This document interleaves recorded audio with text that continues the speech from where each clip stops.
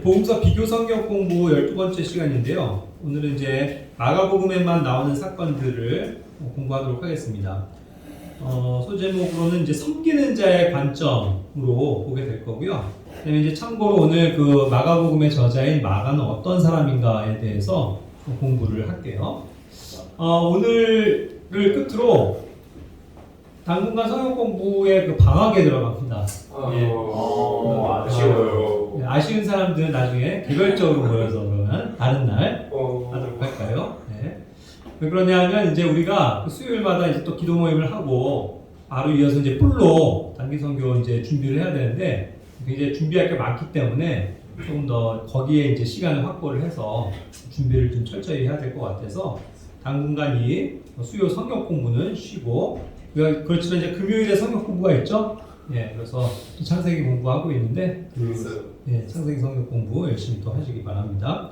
우리 교회 청년들이 이렇게 항상 성도들이 성경 공부를 너무 좋아해서 제가 쉴 수가 없습니다.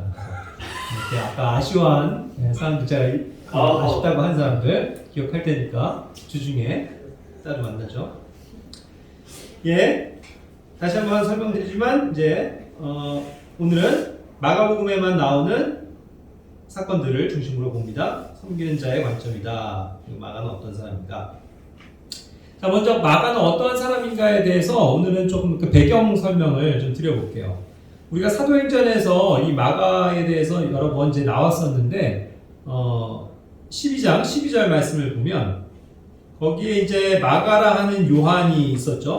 그래서 마가라고 하는 그 요한, 그 두 개의 이름을 동시에 쓰고 있기 때문에 그래요. 왜 그러냐면 이것은 그 사울은 원래 이제 이름이 사울이었죠. 사도 바울, 사울이었는데 그 이름이 이제 나중에 이 로마식으로 결국 이제 그 헬라 사람들에게 그러니까 이방인들에게 바울이라는 그런 어떤 이름으로 바뀌죠. 사울은 이제 그 히브리인들의 유대식의 이름이기 때문에 또 세계적으로 이렇게 통용하기 위한 그런 이름으로 바꾸는 거잖아요. 그래서 그것은 이제 바뀐 어떠한 이름이라고 볼 수 있는데 마가 같은 경우는 바뀐 게 아니고 원래부터 슈어네임이라고 했어요. 그래서 이 슈어네임의 그런 의미가 뭐냐면 표준역에서는 그렇기 때문에 이것을 이명이다 이렇게 얘기했거든요. 다른 이름. 그러니까 이제 이름이 두 개로 통용이 되는 거였어요. 그러니까 실제로 이제 그 요한이라는 히브리 이름, 유대인의 이름을 가지고 있었고요. 이 요한이라고 하는 이 의미 자체가 뭐냐면 하나님의 은혜라는 뜻입니다. 그래서 굉장히 좋은 의미고 굉장히 많은 사람들이 선호했었던 이름이에요. 가장 선호했었던. 그래서 실제로 많은 요한이 있죠. 사도 요한도 있고 침례자 요한도 있고 여기 지금 마가 요한도 있단 말이죠. 그래서 이제 많은 사람들에게 쓰여졌었던 보편적인 이름이었다. 의미가 좋기 때문에. 그런데 마가 역시도 굉장히 많이 통용되었었던 이름이에요. 근데 이것은 이제 로마식 이름이죠. 그러니까 헬라어 혹은 라틴어 이것이 이제 다 통용되어지는 마르커스 혹은 뭐 마르코스 헬라식으로 하면 그런 말 들어봤죠. 네. 그런 데서 파생되는 단어입니다. 그래서 이것은 이제 가장 보편적으로 그 당시에 로마의 이름 중에서 이제 많은 소년들한테 붙여졌었던 이름이거든요.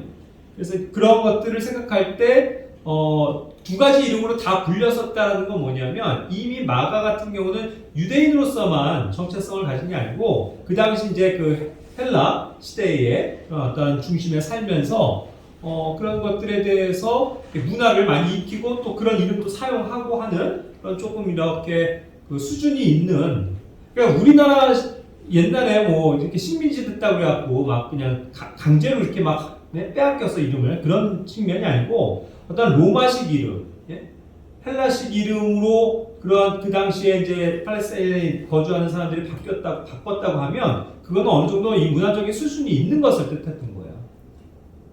그러니까 이제 두 가지 이름을 다 사용하고 있었다는 겁니다. 자, 그리고 여기에 이제 전부의 12장 12절에 보면은 그의 어머니가 나오죠. 어머니가 마리아입니다. 그런데 이제 이것이 이제 어떠한 마리아인지는 모르지만 마가 요한의 어머니 마리아예요. 그리고 이것이 사도행전에서 굉장히 중요한 마리아인 것은 분명한데 왜 그러냐면 이 사람 집에서 모였잖아요. 마리아의 집입니다. 그죠? 마리아의 남편을 지금 거론하지 않았기 때문에 우리는 그때도 공부했었지만 추론하기로는 아마도 과부가 그 당시에 과부가 되었을 확률이 높고 그렇기 때문에 일단 그 집은 그대로 상속을 받잖아요. 그래서 그 어머니 마리아의 집이라고 표현되어질 수 있었을 것이다 라는 거죠. 그리고 혹시 남편이 있었다면 또 믿음이 없고 그렇기 때문에 아예 배제시켰을 수도 있는데 그렇다고 하더라도 이것은 하우스 호스트로서의 어떤 남자의 그런 것들이 빼준 채 마리아의 집이라고 한 것을 보면 이제 그 당시 아버지가 죽어서 남편이 죽어서 그 자녀들과 살고 있는 그러한 여인이었을 확률이 높다는 거죠. 그렇게 해서 이 마가 다락방이라고 불리는 그 사도들이 거기에 기거하면서 또 함께 모임을 가졌었던 굉장히 중요한 장소 그것이 마리아의 집이었죠. 그 마리아가 바로 이 마가 요한의 어머니입니다. 자 그렇다고 보면은요 벌써 사도행전에서부터 이 마가 요한은 그 집이 교회잖아요. 집에서 교회로서 모이는 거잖아요. 그래서 많은 사람들이 거기에서 120명들이 모여서 기도했고 굉장히 많은 사람들이 들락날락하면서 거주하는 집이었고 또 특별히 거기가 결국 중심이 되는 거죠. 센터. 자 사도들 대부분의 사도들이 예루살렘 출신이 아니죠. 전부 다 갈릴리 출신이란 말이에요. 그러니까 본토는 다 갈릴리에 있어요. 자기의 집들이 원래 다 갈릴리에 있다고요. 그러니까 예루살렘에는 어떤 적이 없어요. 그죠? 그런데도 주님께서는 믿음의 가족들을 통해서 있을 곳, 먹을 곳들을 다 예비하시는 거죠. 그래서 아마도 이 마가의 어머니 마리아는 자기의 집을 2층을 완전히 오픈해가지고 여기에서 사람들이 사도들이 숙식을 할 수 있게끔 그렇게 아마 그것을 베풀었을 확률이 높은 거죠. 그러니까 그러고도 이제 사도행전에서 공부할 때 나왔지만 이것이 일정 기간 120명의 성도들이 다 함께 모여있을 정도였으면 굉장히 큰 다락방이었다는 거죠. 그러니까 그것을 보면 어떻습니까? 추론할 수 있는 것은 집도 꽤 규모가 있는 집이었다. 이거죠. 어느 정도는. 조그만 단칸방 집에 그냥 외롭게 사는 게 아니고 어느 정도 굉장히 큰 집이었고 2층의 다락방도 그렇기 때문에 최소 120명이 모일 수 있는 그러한 큰 공간을 가진 저택이었다. 이렇게 추론할 수 있는 거죠. 그리고 결국은 거기에서 마가가 어린 시절을 자랐다고 보면 어때요? 계속 그 교회 안에서 성장을 한 거죠. 마리아 어머니의 믿음도 훌륭했을 것이고 거기에서 맨날 왔다 갔다 들락날락 하는 사람들이 누구예요? 진짜 유명한 사람들인 거예요. 네?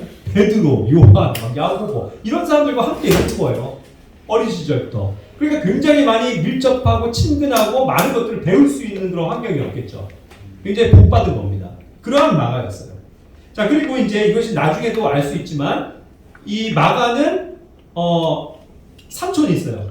외삼촌입니다. 그 이름이 누구예요? 외삼촌이 바나바였어요. 바나바가 누이가 있었는데 누이의 아들이 이 마가 요한이에요. 그래서 굉장히 밀접했죠. 그러니까 바나바와도 굉장히 가까운 그런 상태였죠. 바나바 역시도 결국 이방인의 사도로 택함받고 보내지는 사람이잖아요. 그러한 바나바의 조카였다. 그리고 바나바를 통해서 그렇다면 더 많은 정보를 얻을 수 있는 거죠. 이들이 어디 지파예요? 레위 지파라는 얘기죠. 레위 지파로서 그래도 정통한 유대인들이었고 현재로서 예루살렘에 거주하고 있었으며 바나바를 통해서 보면 바나바는 어디 출신이라고 얘기했냐면 사이프러스, 키프러스라고 하죠. 거기 섬 출신이란 말이에요. 거기서 온 유대인이에요. 자, 그리고 또 거기에서 알 수 있는 것은 그가 토지를 가졌었죠. 그런데 그 토지들을 다 팔았죠. 그렇게 해서 그것을 사도들의 발 앞에 두었었다고 얘기하잖아요. 자기의 모든 물질을 팔아서 하나님을 위해서 썼던 굉장히 훌륭한 인물이잖아요. 사도로서. 그죠? 자, 그러니까 결국은 그 외삼촌이 그 정도의 재력을 가지고 있다고 하면 역시 어머니 지금 마리아도 그런 저택도 있고 예루살렘에 충분히 부유한 환경 가운데서 자라는 어떠한 성장을 우리가 추측해 볼 수 있다는 거죠. 그렇죠? 그러니까 아마도 굉장히 유복한 환경 가운데서 부족함 없이 자란 어린 시절을 보냈을 거라는 거예요. 그리고 아마도 나이적으로는 여기에서 어린 상태였을 거예요. 왜냐하면 그것을 알 수 있는 것이 또 베드로가 나중에 자기의 아들이라고 마가를 일컫거든요. 그러니까 결국 그것은 나이적으로도 아버지와 아들뻘이 되니까 그 당시 베드로가 막 이제 청년에서 조금 이제 장년으로 성장하는 그 정도 나이였고 이 아들 정도니까 아마도 청소년 정도의 그런 어린 사람이었을 확률이 높은 거죠. 자, 그와 같은 배경을 갖고 있습니다. 그러니까 이제 결국은 그런 면에서 교육도 어느 정도 받았을 수 있고요. 그런 마커스라고 하는 마크라고 하는 이 실제로 헬라식, 로마식 이름까지도 쓰고 있었다라고 한다면 굉장히 교육도 잘 받은 그러한 소양이 있는 청년이었을 거라는 거죠. 그렇기 때문에 실제로 이것을 헬라어로 어떻게 해요? 기록할 수 있었단 말이에요. 관찰하고 기록하는 그러한 거에까지 사용이 되는 거죠. 주님께. 그리고 이제 그러한 유년 시절을 겪었으니까 그의 유년 시절에서는 어떠한 사건이 있었습니까? 그 예루살렘을 가장 떠들썩하게 한 예수님의 사건이 있는 거죠. 그러니까 예수님을 직접 목격했을 확률이 높아요. 어린 시절이지만. 그렇죠? 그래서 예루살렘에서 예수님을 직접 보고 그분이 하신 말씀도 듣고 예수님의 어쩌면 십자가에서 못 박혀서 죽으신 그런 장면까지도 다 생생히 보았을 확률이 높은 거죠. 그렇기 때문에 완전히 그냥 문외한인 가운데서 나중에 베드로에게서 이것을 듣고서 서술했다기보다도 어린 시절 축적된 자기의 경험 그런 것들이 분명히 사용되어졌을 거라는 거죠. 그래서 유일하게 사도가 아닌 사람이 쓴 복음서가 뭐예요? 이 마가복음이거든요. 그렇죠? 그런데도 어떻게 이렇게 생생하게 가장 그 모든 것을 공통적인 시선들을 나열을 잘 해놓을 수 있었나? 그것은 바로 마가가 이와 같은 배경을 가졌기 때문이라는 것을 알 수 있는 거죠. 그러니까 그가 사도가 경험했어. 사도라는 것은 예수님을 따라다녔고 예수님의 죽으심과 부활을 목격한 사람들만이 사도가 될 수 있는 거예요. 그렇죠? 그러니까 그런 어떠한 사도적인 경험을 할 수 있는 유년 시절을 보냈다는 건 굉장히 그에게 축복이었다는 거죠. 자, 이와 같은 식으로 마가에 대해서 우리가 여러 가지 것들을 추론할 수 있습니다. 조금 더 보면은 사도행전 12장 25절에서 그런 마가가 이제 어떻게 또 등장을 해요. 바나바와 사울이 이제 그 마가를 데리고 예루살렘에서 이제 데리고 안디옥으로 가는 첫 번째 조우하는 장면이 나옵니다. 바나바는 어차피 자기 조카니까 항상 가까웠겠지만 바울은 이때 처음 본 거예요. 마가라는 이 젊은이를. 이제 조금 청소년 티를 벗은 이제 청년 정도 되는 그러한 사람이었겠죠. 그래서 이 청년을 이제 데리고 예루살렘에서 왔다는 거야. 안디옥. 무엇을 위해서요? 결국 주님의 일을 위해서 함께 섬기는 자로서 있기 위해서. 그렇죠? 그래서 그 첫 동행을 여기서 보게 되는 거고요. 13장 4절 5절로 보면은 거기에 이제 그렇게 돼서 성령님께서 이제 드디어 그들에게 선교의 문을 여시잖아요. 그래서 1차 선교 여행, 그렇죠? 사도들이 택함 받은 것이 이제 바울과 바나바잖아요. 그들이 이제 소아시아 지역을 쫙 돌면서 복음을 전할 때 이 마가가 같이 동행을 했던 거예요. 어떠한 역할로서요? 여기서 섬기는 자라고 했죠. 섬기는 자. Their minister. 미니스터로서 섬기는 자로서 이 사역을 함께한 그러한 굉장히 축복을 누린 청년이었다. 자, 여기서 이제 미니스터라는 단어가 등장하죠. 이것을 사역하는 사람이라고도 우리는 얘기할 수 있는데 결국 우리 동훈 형제도 저는 정말 주님의 이러한 사역을 하는 사역자가 되고 싶습니다. 이런 기도의 제목을 가지고 있죠. 사역자가 뭐예요? 이게 사실은 섬기는 사람이라는 거예요. 그러니까 사역자가 되기 위해서 뭐가 필요한 거예요? 엄청난 지식이 필요한 것도 아니고 뭐 공부를 많이 해야 되는 것도 아니고 뭐 다른 어떤 배경을 갖고 있어야 되는 것도 아니에요. 다른 사람들을 섬길 수 있으면 돼요. 섬기는 자세로 나아가서 실제로 섬기는 일을 하는 사람, 그게 사역자인 거예요. 그래서 이 마가는 젊은 나이에 그 바울과 바나바가는 직접 나서서 복음을 전하고, 그죠? 그런 어떤 교회를 세우고 하는 그런 역할에서 앞서 있을 때 뒤에서 항상 수종 들고 도와주고 섬겨주고 물 떠오고 심부름하고 말하잖아요. 그런 것으로 사역에 함께 했었던 훌륭한 사역자였다. 섬기는 자였다. 그 의미를 갖고 있는 겁니다. 그죠? 자, 그리고 이제 여기에서 이제 뭐 회당들에서도 하나님의 말씀을 선포했다라고 또 이야기하고 있고, 이제 여기서 이제 시나고그스를 해갖고 시나고그에서 그 회당들이라고 얘기했는데 또 표준역에서 또 이거는 그 복수를 놓쳤더라고요. 그래서 그냥 회당이라고 표현했는데 어쨌든 그러한 이유로 이제 그들과 사도들과 함께하게 되었다. 그런 거죠. 이제 출발이 좋습니다. 바울과 바나바를 섬기는 사람이었다. 항상 우리는 생각해야 돼요. 주님의 일이라는 건 누군가를 섬기는 일이에요. 주님을 섬기는 게 궁극적인 거죠. 근데 주님을 섬긴다는 게, 자, 주님 어디 계세요? 얘기해 보세요. 주님을 어떻게 섬겨요? 뭐 열심히 찬양하고 막 기도하고 이것만 주님을 섬기는 거예요? 아니에요. 주님을 섬긴다는 건 내 옆에 있는 성도를 섬기는 거예요. 그죠? 이 교회 안에 있는 목자를 섬겨주는 거예요. 외부에 나가서도 그러한 일들을 하는 사람들을 섬겨주는 거예요. 그게 섬기는 자예요. 그리고 그것이 굉장히 중요한 사역의 포인트라는 거죠. 우린 그걸 놓쳐서는 안 돼요. 무슨 폼 잡고 여기 강단에서 와서 뭐 위대한 설교를 하겠습니다. 이런 사람이 사역자가 아니라 밑에서부터 다른 사람들을 서포트하고 섬길 수 있는 사람이 성경에서 얘기하는 미니스터다. 그게 미니스트리다. 우린 그걸 알아야 돼요. 이게 굉장히 중요한 일입니다. 그래서 특히 이렇게 여기도 많은 청년들이 있지만 청년들의 시기가 굉장히 감사한 시기예요. 이 젊은 때에 주님을 알고 주님을 배우고 주님을 위해서 살고 다른 사람들을 섬길 수 있는 기회가 된다는 것. 아멘? 네. 굉장히 좋은 거예요. 그거를 배울 때 우리가 성장하는 거라고요. 자, 그와 같은 사람이 바로 마가였습니다. 그게 출발이 좋았죠. 자, 그런데 이제 시간이 지나서 어떠한 사건으로 이제 이 마가가 등장을 하냐면 15장으로 가면 그렇게 해서 잘 가던 사역을 함께 하던 그 마가 때문에 뭔가 문제가 생겼어요. 자, 1차 선교가 끝나고 이제 2차 선교를 가고자 할 때 어떠한 일이 생깁니까? 15장에서 우리가 배웠지만 바울과 바나바 간에 엄청난 그 다툼이 생겼어요. 분쟁이 생겼다고요. 근데 그게 뭐였어요? 바나바는 마가를 데리고 가자. 그런데 그렇게 결심을 해버렸죠. 그런데 바울은 그것은 안 좋은 생각입니다. 왜요?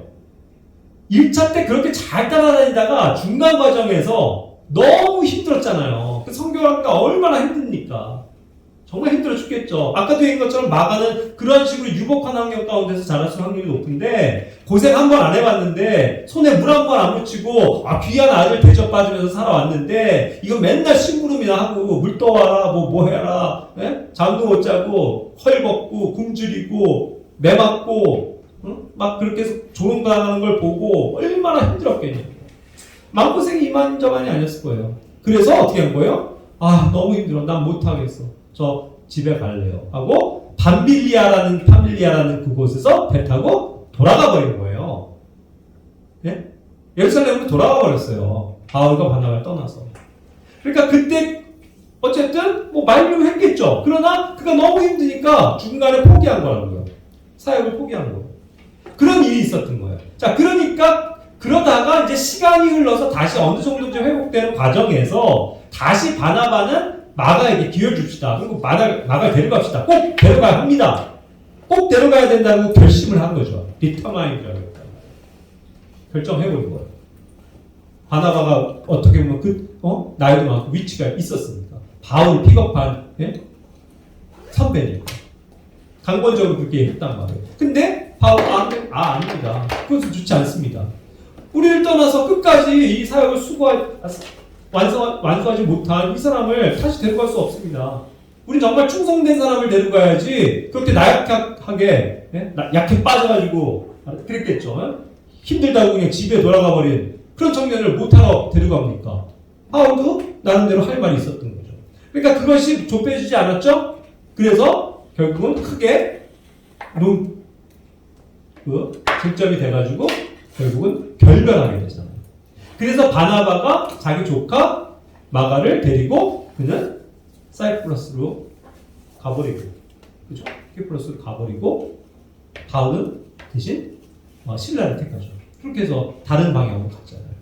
그렇게 해서 결렬되는 그러한 중대한 사건에 이 마가가 있었던 겁니다. 그러니까 이 과정까지만 보면 바울은 어때요? 저 마가 때문에 우리가 정말 협력해서 가고 저 마가 때문에 우리가 일이 틀어지고 좋은 팀워크가 깨지고 했다라고 생각할 수도 있겠죠. 그러나 주님의 일하심은 우리의 생각과 다르다는 거예요. 바나바를 통해서 바나바는 위로한다는 뜻을 가졌다고 그랬죠. 바나바는 이 조카를 자기의 친조카이기도 하고 또 그가 정말 어쨌든 소망을 가지고 그를 회복시키고자 하는 일을 또 열심히 있었을 거예요. 그리고 그를 격려하고 위로하는 그런 어떤 그의 은사대로 데리고 다니면서 다시금 그에게 기회를 주고 다시 일어날 수 있게끔 격려했겠죠.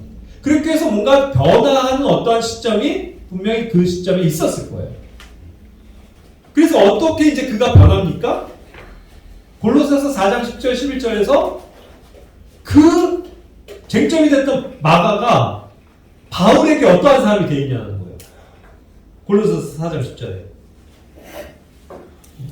이들만이 하나님의 왕국을 위하여 일하는 나의 동역자들이다. 하나님의 왕국을 위한 나의 동역자들이다라고, 그리고 그러한 이 마가를 포함해서 그 사람들은 나에게 위로를 주는 사람이다, 이렇게 표현하는 거거든요. 위로가 됐다. 그래서 굉장히 귀하게 여기면서 이 마가가 뭐라고 그랬어요? 또 그 10절에 보면 나와 함께 갇힌 자 된 아리스타고와 바나바의 너희 아들 마가와 이랬거든요. 그죠? 함께 옥에 갇히기도 하고 함께 고생을 하면서 하나님의 왕국을 바라면서 열심히 일하는 귀한 일꾼으로 다시 탈바꿈되어 있죠. 와, 얼마나 놀랍습니까? 이렇게 변화가 된 거예요.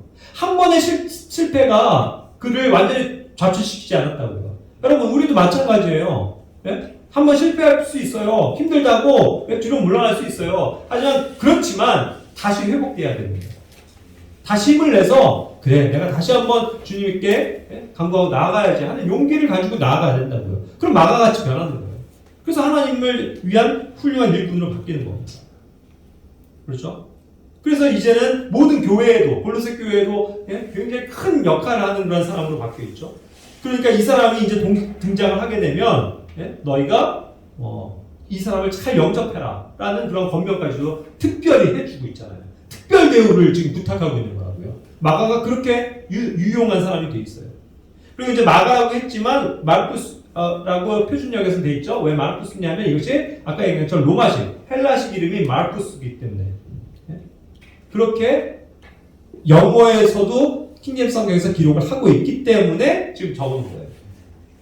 다른 데서는 그냥 아까도 얘기한 것처럼 사도행전에서는 마크라고 돼 있죠. 그냥 마가라고 돼 있죠. 우리가 흔히 얘기하는. 그런데 이런 데서 서신서에서는 이미 로마식으로, 헬라식으로 마르쿠스라고 불린단 말이에요. 이방에서 일할 때 외국적인 이름을 또 써야 되니까. 그죠? 그래서 이제 표기가 이렇게 되어져 있다는 거예요. 그것을 이제 표준역에서는 정확하게 음차했죠. 그렇게 해서 번역했습니다. 자, 또 봅시다. 그가 어떻게 변해 있나? 디모데후서 4장 11절. 마지막 그 디모데후서는 뭐예요? 바울의 마지막 서신서고 그의 말년의 상황을 얘기하는 건데, 그때도 뭐예요? 자기 옆에 누가가 있었고 저기 멀리 다른 지역에 있는 그 마가를 취해서 데리고 와라. 그가 나의 사역을 위해서 굉장히 유익한 사람이다. 이렇게 표현하고 있잖아요. 나의 사역에 유익한 사람이요, 정말 기다려지는 그러한 귀한 일꾼으로 성장해 있다는 거예요. 그 섬기는 사역을 위해서. 그렇죠? 여기서도 이제 섬기는 사역, 미니스터입니다. 미니스트리. 그것이, 그죠? 이 미니스터의 일을 하는 거. 결국 섬기는 영역에서의 이 마가는 굉장히 뛰어난 인물이었다는 거죠. 그가 하는 사역이 뭐 엄청난 복음 사역은 아니었을 것 같아요. 아볼로 같이 말에 능통하고 뭐 전도를 잘하고 다른 사람들에게 성경을 잘 해석해주는 그러한 사람이기보다도 항상 어디를 가더라도 다른 사람들의 성도들을 세워주는 일, 섬겨주는 일, 이런 거에 굉장히 유익한 사람이었다는 거죠. 마가는 그러한 성향의 사람이었어요. 그렇죠? 그래서 이러한 사람들이 얼마나 또 교회 안에 중요한 존재입니까?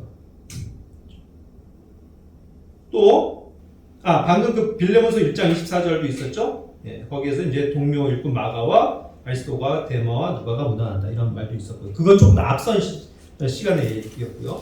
베드로전서에서는 굉장히 특별한 또 표현이 있습니다. 자, 방금은 바울에게 있어서 굉장히 섬김에 유익한 사람, 자기에게 필요한 사람이었던 반면 이게 희한하게도요, 베드로한테도 그런 사람이었어요. 베드로. 보세요. 베드로전서 5장 13절에 너희와 함께 선택받은 바빌론에 있는 교회가 너에게 무난하고 내 아들 마가도 그러하니라. 마르쿠스, 그죠? 마르쿠스, my son, 내 아들이다. 이렇게 표현하는 거예요. 베드로가 자기 아들이라고 표현하는 거예요. 표준역에서는 마찬가지죠. 나의 아들 마르쿠스도 그리한다.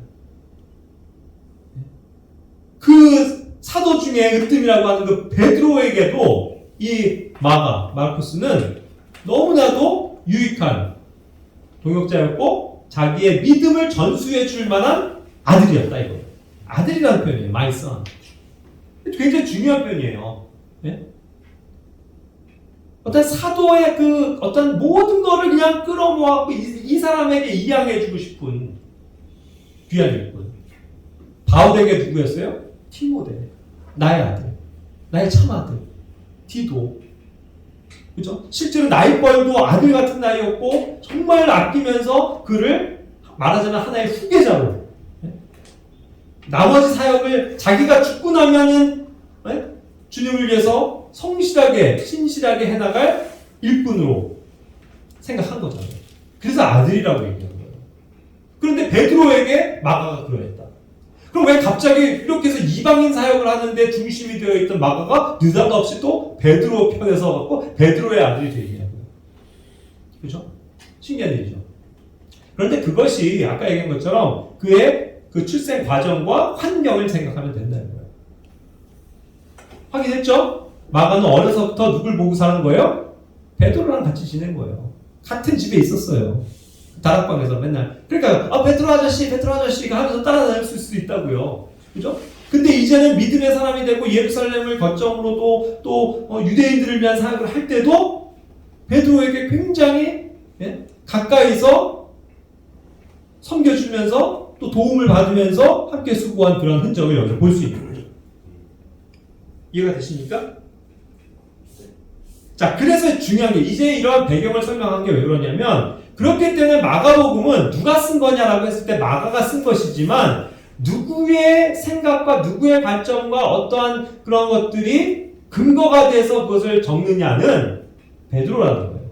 그것은 성경을 연구하는 모든 사람들이 이구동성으로 얘기하는 겁니다. 사도도 아닌 마가가 어떻게 이렇게 디테일하게 모든 예수님의 사역을 다 이해하고 적었을 수 있느냐 이거죠. 궁금증이 있잖아요. 어린 나이였는데. 그런데 그가 어린 나이에 때 보고 했었던 건 예루살렘에서 있었던 예수님의 일부만이 기억을 하고 있는 거고 진짜는 누군가에게 들어서 성령님이 역사하셔서 기술을 한 거 아니에요. 근데 그게 누구의 증언이냐? 바로 베드로의 증언이었다는 거예요. 베드로가 참 아들로서 여기면서 모든 것을 이 마가에게 설명해 준 거예요. 마가에게 풀이해주고 마가에게 설명해주고 마가에게 이걸 적으라고 얘기해줬다는 거죠. 적게 되면. 그죠? 그런 거에 이어서 썼기 때문에 마가복음은 가장 중요한 인물이 나오는데 마가복음은요 굉장히 시간적으로 빨리빨리 진행이 됩니다. 근데 그 중에서 가장 주인공이라고 할 수 있는 게 역시 베드로예요. 베드로 증언이 중요한 근거고 또 베드로가 그렇기 때문에 압도적으로 가장 많이 등장합니다. 언급이 그렇게 돼 있어요. 무려 25번이나 베드로 혹은 시몬에 대해서 설명하고 있단 말이에요. 나머지 사도들은요 그저 한 번 정도밖에 안 나와요. 사도들의 이름이 그러했다라고 한 명밖에 안 나온다고요. 나머지 사람들은. 그리고 그나마 많이 나오는 사람이 한 절반 이하인 한 10번 정도 나오는 19절 정도에 나오는 요한이나 야고보 3대 수제자 아니에요. 그들이 한 10번 정도 불려지고 있을 때 마가복음에는 베드로는 25번이나 등장을 하는 거예요. 결국 누구의 얘기가 지금 주요한 거예요? 베드로 중심이에요. 베드로에 대한 얘기가 많을 수밖에 없다고. 그죠? 그래서 이것이 증거가 된다. 근거가 된다. 그리고 이 마가복음은 그래서 마가가 썼는데 아까도 얘기한 것처럼 섬기는 자로서의 그런 어려서부터의 그런 성향이 있죠. 그리고 보세요. 그 섬기는 것이 어떻게 형성됐을까 생각하면 저는 그런 생각이 들어요. 저도 그런 환경에서 태어났지만 어려서부터 저희 집은요. 이 마가다락방처럼 센터였어요. 선교의 센터. 그래서 아버님이 맨날 성경 공부 사람들 하면 맨날 사람들 등락낙낙하고 성경 배우고 예배드리고 하는 그러한 곳이었다고요. 그러니까 항상 그러한 분위기 속에서 자라니까 제가 거기서 성경을 배우고 한 건 아니지만 어린애가 뭐 하겠어요? 잔심부름하는 거죠. 지선아 뭐 물 좀 갖고 와, 뭐 좀 사와 뭐 하면은 제가 쫄랑쫄랑 가갖고 하는 거예요. 어릴 때. 결국 뭐예요? 그런 데서부터 저는 연관이 있다고 생각하는데 남을 섬기는 영역들이 그런 은사가 아마도 이때부터 개발되지 않았을까. 저는 그렇게 생각이 들어요. 그런 마가를 주님께서는 사용하셨을 거다. 그래서 그가 섬기는 자로서의 그런 성품과 성향을 가지고 있기 때문에 그걸 이용해서 성령님께서 마가복음은 그런 측면에서 많이 쓰게 하셨다. 놀랍죠? 그러니까 마가복음의 핵심이 뭐예요? 미니스터예요. 미니스터. 섬기는 사람. 섬기는 것. 섬기러 오신 예수님. 종으로서 오신 예수님. 그의 모습을 조명하는 거란 말이에요. 놀랍죠? 그래서 우리 모두의 성향이요. 다 하나님께서 아시는데 뭐 우리의 성향이 뭐 MBTI에서 뭐 T건 F건 뭐 I건 뭐 할 것 없이 그런 성향을 알아서 하나님께서 사용하신다니까요. 걱정하지 마세요. 여러분들의 성향을 다 아시고 그에 맞게끔 하나님께서 사용하실 줄로 믿습니다. 그렇죠? 활동하기 좋아하는 베드로는 베드로대로 조용히 섬기기 좋아하는 사람, 마가 같은 사람은 섬기도록, 그렇죠? 기록하기 좋아하는 사람은 기록하게, 말하기 좋아하는 사람은 앞에서 말하게. 얼마나 주님께서 다양한 사람들을, 다양한 성향들을 알아서 캐릭터들을 골라서 쓰시냐. 전 그게 놀라운 것 같아요. 그래서 마가복음의 핵심 구절이 흔히들 얘기하지만 마가복음 10장 45절입니다. 읽어볼까요? 흠정역으로요. 일단 사람의 아들은 섬김을 받으러 오지 아니하고 도리어 섬기며 자기 생명을 많은 사람의 대속물로 주려고 왔느니라 하십니다. 인자가 오신 거, 그죠? 섬김을 받으러 온 것이 아니라 섬기려고 왔고 자신의 생명을 한 그 속량을 하기 위한 그 대속물이라고 그죠? 그걸 죽이려고 오셨다. 섬기려고 오셨다. 내가 주려고 왔다. 그죠? 내가 희생하려고 왔지 왕으로 군림하려고 오지 않았다.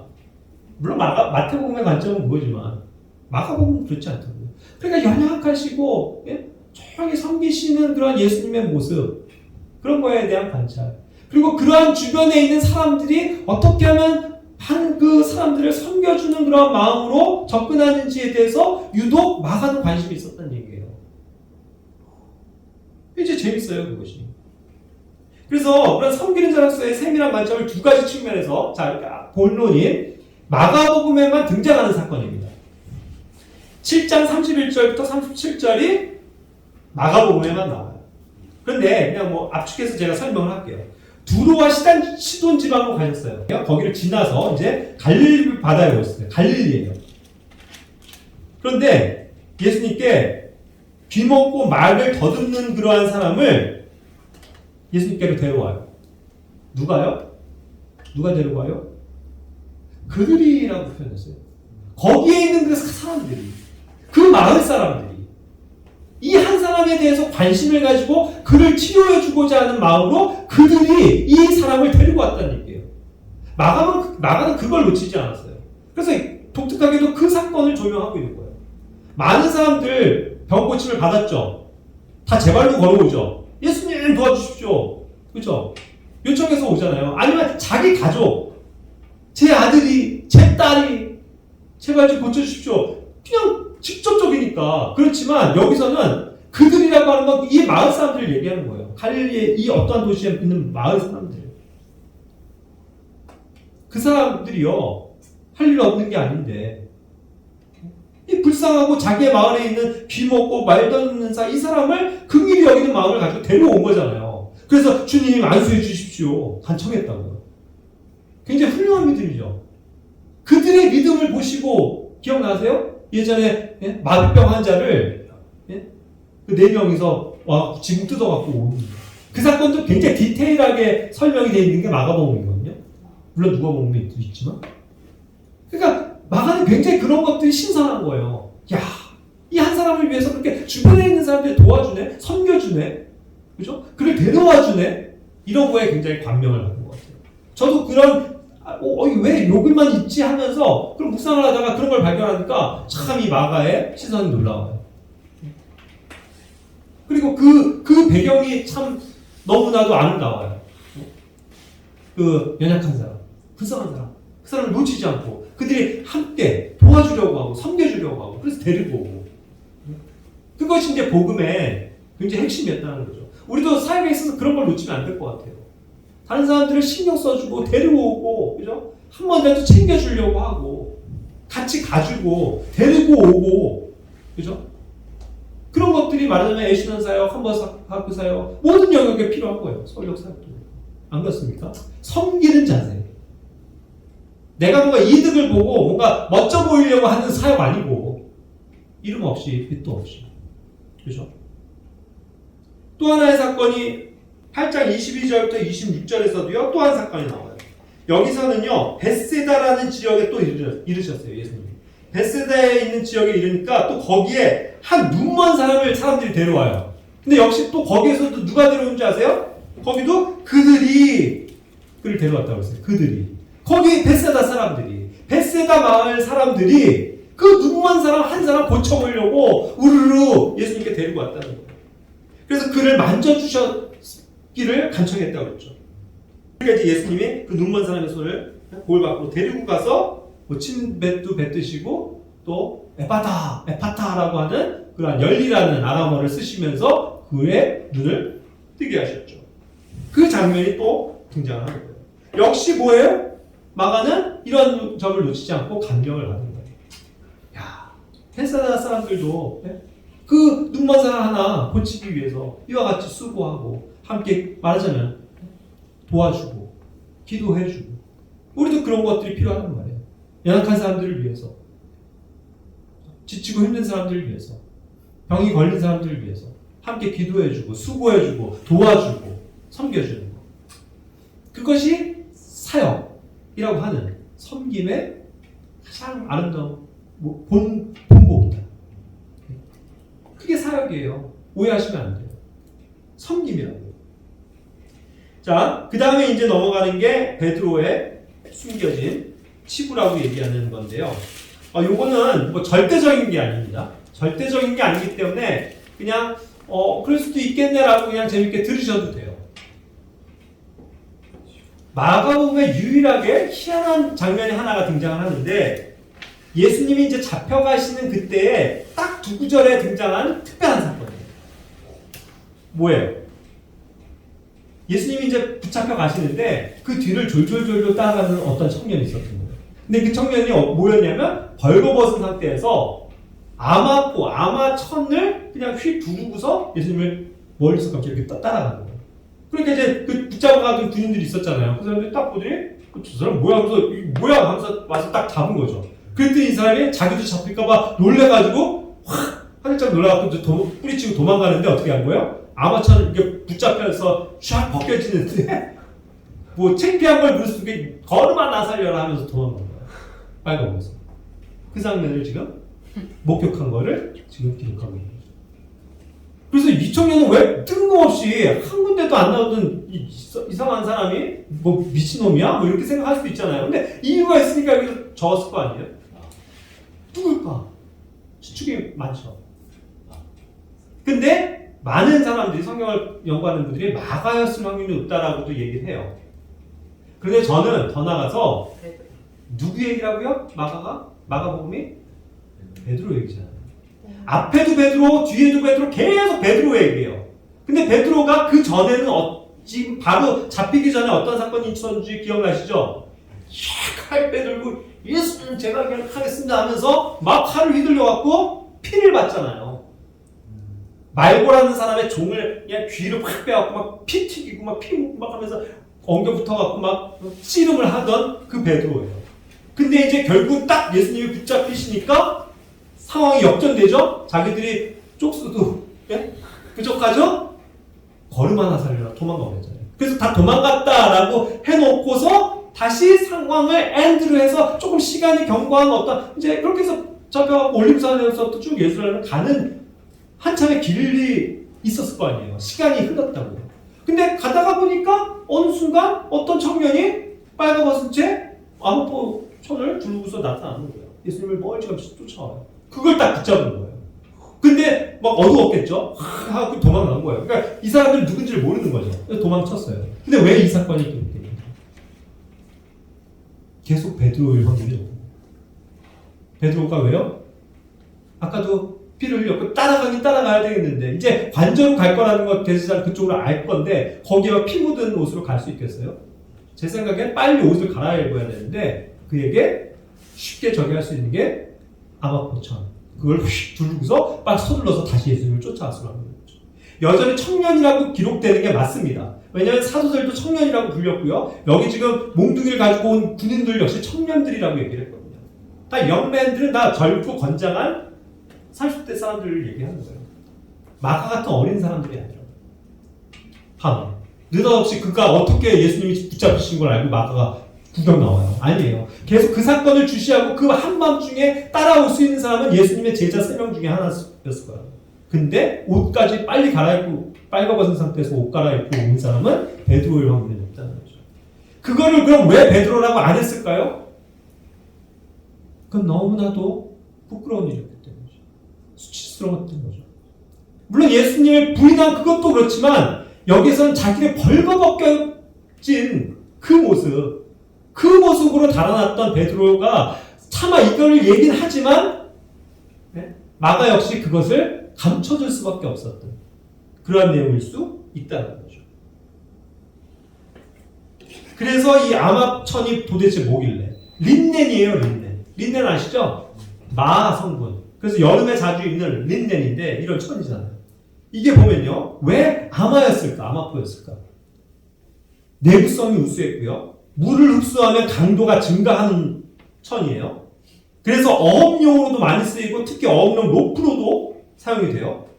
자주 빨아도 오래 사용할 수 있어요. 그만큼 내수성이 우수해요. 열 전도율이 크고 뻣뻣해서 입으면 피부에 잘 달라붙지가 않아요. 올라간 체온을 낮추는 효과로 시원하고 편한 소재예요.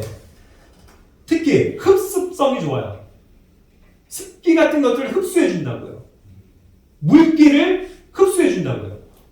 그래서 그렇게 물을 작업하는 사람들한테 유리해요. 이 천이. 면 같은 거 쫙 달라붙잖아요. 아시지만. 땀만 차도, 물만 젖어도. 근데 이건 안 그렇다고요. 흡수성이 좋고 또 그렇게 해서 빨리 딱 넣어놓으면 건조가 빨라요. 그리고 높은 통기성. 그러니까 공기가 잘 통하기 때문에 빨리 말려서 또 입을 수 있죠. 물이 닿았어도 금방 마른다고요. 그래서 세탁을 할수록 더 부드러워지는 특성을 가져요. 그래서 그 당시에도 이 아마는 굉장히 광범하게 사용이 되는 건데 어부들 같은 사람들에게 너무나도 좋은 천이었던 거예요. 아마포? 누구에게 있었을 확률이 높은 거예요? 어부였던 베드로예요. 그래서 그는 빨리 옷을 갈아입는데 자기가 어떻게 가갖고 빨리 그 아마포천 들고서 다시 예수님을 그래도 의리가 있고 양심이 있어서 끝까지 따라가 보려고 서둘러서 쫓아왔을 확률이 높은 거죠. 그러한 어떤 다급한 모습을 지금 묘사하고 있는 거예요. 그런데 붙잡히니까 이제 그때 다시 겁이 나갖고 빨가벗어서 도망간 거죠. 그러다가 이제 다시 나타나죠. 계속 베드로예요. 그러니까 이제는 또다시 다른 옷 어떻게든 뭐 빌려 입고서라도 이제 왔겠죠. 관저에. 그러한 린넨을 설명하고 있다는 거죠. 그래서 이것은 그의 치부가 드러나지 않게끔 하는 그 마가의 세심한 배려가 있지만 그러나 베드로는 이 사건을 놓치지 않고 기록하겠다라고 한 거예요. 그렇죠? 왜요? 자기의 치부가 드러날수록 다시 자기가 주님께 향한 그 마음을 회복할 수 있기 때문에 부끄럽지만 남 앞에 내세우기 부끄럽지만 내가 정말 주님 앞에서 이렇게 빨가벗고 도망치는 비겁한 존재였다. 그거를 알기를 원하는 거예요. 우리 독자들이. 그러니까 우리는 실망할 필요 없어요. 우리가 뭐 얼마나 대단한 사람들인데 베드로보다 못한 사람들이잖아요. 우리도 이렇게 빨가벗고 그냥 쥐구멍에나 숨고 싶은 그런 사람들일 확률이 높죠. 그러나 주님께서는 이러한 베드로를 쓰셨잖아요. 그걸 보여주시는 것 같아요. 그래서 이것은 아마도 그냥 이렇게 해서 제가 하는 하나의 추측이지 뭐 이것을 교리적으로 믿었습니다. 이렇게 100% 장담하는 건 아닙니다. 근데 제가 확실히 근거는 있죠. 자, 그래서 그거를 또 한번 백업해주는 사건이 하나를 더 말씀드리면 그것이 마지막으로 요한복음 21장 3절부터 7절이에요. 여기에서도 요한은 항상 이런 것들을 감추길 좋아하는 사람이에요. 그죠? 그래서 자기도 뭔가를 쓸 때 자기 자신이 안 드러나게끔 하죠. 그리고 가장 옆에서 베드로랑 가장 가까이서 있는 사람이 누구예요? 항상 친구같이? 요한이에요. 요한은 항상 베드로랑 주거니 받거니 그런 양수제자라고. 그런데 어느 날 이제 부활하신 이후에 예수님 부활을 이후에 그들이 또 고기 잡고 있는데 아무것도 잡고 있지 못하는데 오른편에 던져라 해서 막 했더니 뭐 엄청나게 잡잖아요. 그랬을 때 이 요한이 뭐라고 그래요? 베드로에게 야 저분이 주시다 주님이시다 하니까 베드로가 어떻게 돼요? 주시라는 그런 말을 듣고 벌거벗고 있었기 때문에 여기 나오죠. For he was naked. 여기 또 똑같은 단어 naked였다라는 별로 많이 사용되지 않는 이 단어가 또 베드로에게 묘사되면서 쓰여지고 있어요. 그것도 뭘로요? 괄호로.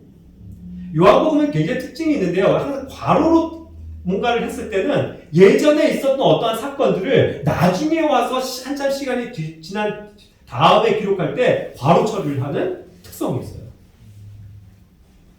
근데 왜? 누구라고는 얘기는 안 하지만 또 뭐 그걸 연관하는 건 아니지만 요한이 이것을 상세하게 기록했을 때 이것을 왜냐하면 그가 벌거벗었기 때문에 라는 말을 괄호로 집어넣으라고 하는 거예요. 그리고 그것을 괄호로 집어넣을 필요도 없죠. 그냥 수식하면 되죠. 그가 뭐 어업작업 하면서 물고기 잡으면서 벗고 있다가 그냥 옷을 입고 뛰어들었다 하면 되는데 지금 현재 그의 상태가 네이키드였다는 걸 얘기하는 거죠. 그런데 예수님이라는 소리를 듣고 이제 드디어 다시 주님 앞에 부끄러움을 가리고 나아가야죠. 다시 그 어부용 옷을 딱 입고. 자, 여기에서 표준형은 정확히 번역했습니다. 어부용 외투를 둘렀고. 아까 말했죠? 외투 훅 하고 걸치는 거, 그 당시 무슨 천이었다? 린넨. 담았고. 다시 휙 하고, 그 속에 팍 해갖고 예수님께 형찬하는 거죠. 그렇죠? 그렇게 해서 다시 주님께로 나아가는 그 모습을 요한도 기록함으로써 그 마가복음에서 있었던 네이키드했던 그 사람이 누구였다라는 것을 조금씩 추리해 줄 수 있게끔 묘하게 적어놔 준 거예요. 성경은 그래서 굉장히 친밀해요. 단어 하나하나가 뭔가를 딱 조합해 보면 네? 알 수 있는 그러한 이야기들이 꽤 많이 등장하죠. 그래서 오늘은 주제가 이제 마가였습니다. 근데 마가가 어쨌든 참 섬기는 자였고, 그죠? 또 그의 그런 또 어떤 섬세한, 예? 어떻게 하면 더 섬길까? 또 다른 사람들이 어떤 섬기는 모습, 이런 거를 감명받고 섬기는 자로서의 마땅한 예? 바들을 적어 놓는 거예요. 예수님도 그러한 예수님이었고. 그래서 우리도 그러한 마가가 되기를 원합니다. 뭐예요? 섬기는 자. 섬기는 게 사역이다. 사역. 이란 말 자체가 사실 섬김이에요. 우린 섬겨야 돼요. 모든 일을 섬김으로 할 때 복을 받는 겁니다. 마가 같은 그런 성도님이 되시길 바라고 다시 한번 말씀드리지만 이제 수요 성경 공부는 당분간 예. 그리고 다음에 또 만나요. 금요일에 창세기 성경 공부 또 보여주기 바랍니다. 기도하고 마칠게요.